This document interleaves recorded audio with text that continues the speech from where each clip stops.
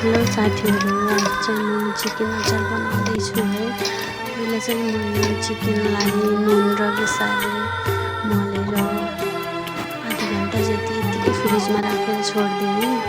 अनि आधा घन्टापछि निकालेर तेल तताएर राम्रोसँग फ्राई गरेर रातो हुन्छसम्म है।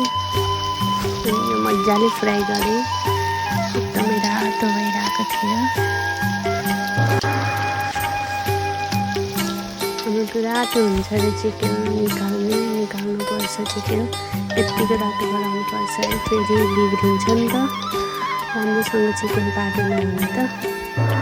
अनि पछि मैले लसुन छोडाएँ, लसुन यसरी फ्राई गरेँ। लसुन चाहिँ अलिक ठुल्ठुलो थियो नि त, त्यही भएर यस्तो प्याज जस्तो देखिएछ।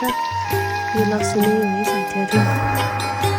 अनि लसुन र मासु चाहिँ यस्तो फ्राई गरेर सँगै एउटै भाँडामा राखेँ। अनि यसको लागि मसलाहरू रेडी पारेको थिएँ। यो चाहिँ रातो खुर्सानी हो कि बारीमा थियो, यो यस्तो पेस्ट बनाउनुपर्छ खुर्सानीको। अनि लसुन चाहिँ यो सिलौटोमा पिसेको हो। अनि त्यही तेलमै चाहिँ यो लसुन फुराएँ कि मैले। यो लसुन एकछिन पाक्छ अनि त्यो खुर्सानी पनि राखेँ है, पेस्ट।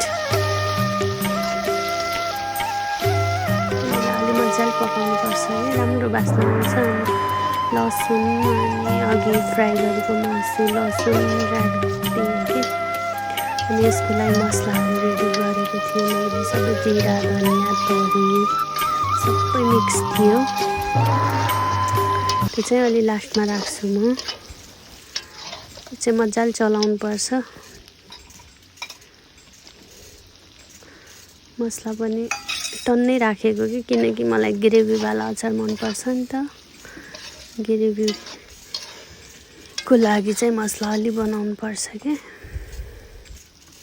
यो चाहिँ लास्टमा कागतीको रस राखेको।